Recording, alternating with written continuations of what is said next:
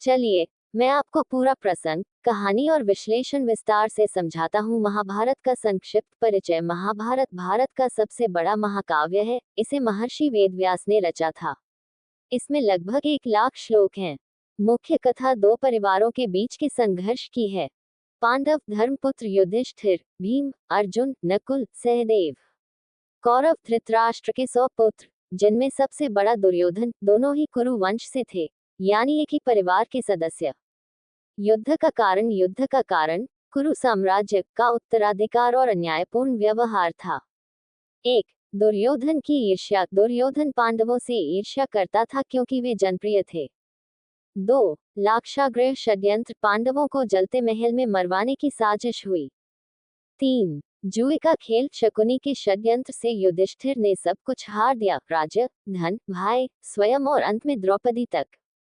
4. द्रौपदी का अपमान। सभा में द्रौपदी का चीरहरण करने का प्रयास हुआ, जो महाभारत युद्ध की जड़ बनी।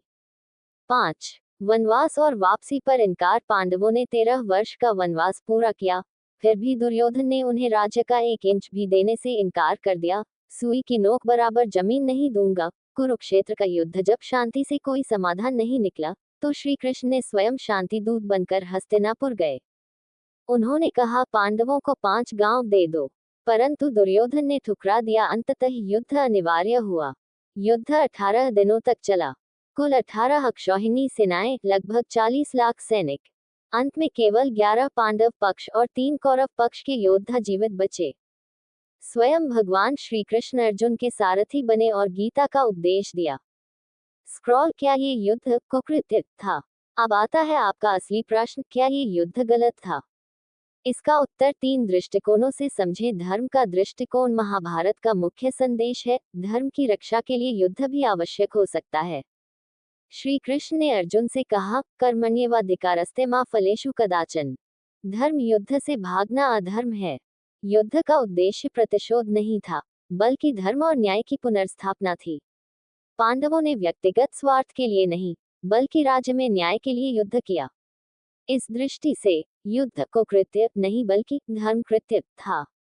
मानवता का दृष्टिकोण। लेकिन अगर हम मानव दृष्टि से देखें, युद्ध में लाखों लोग मारे गए, परिवार नष्ट हो गए, महिलाएं विधवा हुई, अंत में विजय पाने वाले भी दुखी रह गए।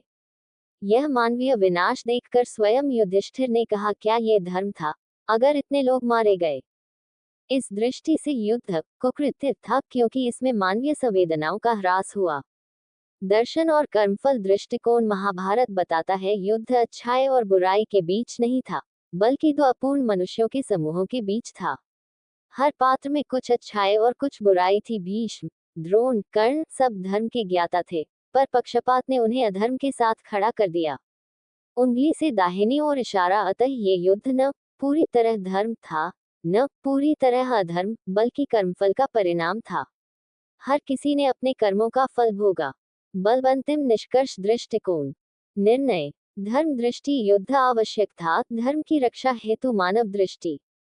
युद्ध विनाशकारी था, कुकृत्य समान। दार्शनिक दृष्टि। युद्ध कर्मों का फल था, न धर्म, न अधर्म। पुनर्तः चेरी ब्लॉसम। महाभारत का संदेश, जहाँ धर्म है वहाँ श्री कृष्ण है, और जहाँ श्री कृष्ण है वहाँ विजय है। कभी कभी मौन अन्याय को बढ़ाता है, इसलिए अन्याय के विरुद्ध खड़ा होना ही सच्चा धर्म है। यदि आप चाहें तो मैं आपको महाभारत युद्ध के बाद के परिणाम और युधिष्ठिर का पश्चाताप की कहानी भी विस्तार से सुना सकता हूं, जहां वे कहते हैं, विजय के बाद भी मैं हार गया। क्या मैं वह भाग भी बताऊं? आपको वीडियो कैसा लगा कमेंट करके जरूर बताएं। वीडियो अच्छा लगा है तो वीडियो को लाइक और सब्सक्राइब करके रखें। नया वीडियो आप लोगों के पास पहुंचे के लिए कोशिश करेंगे।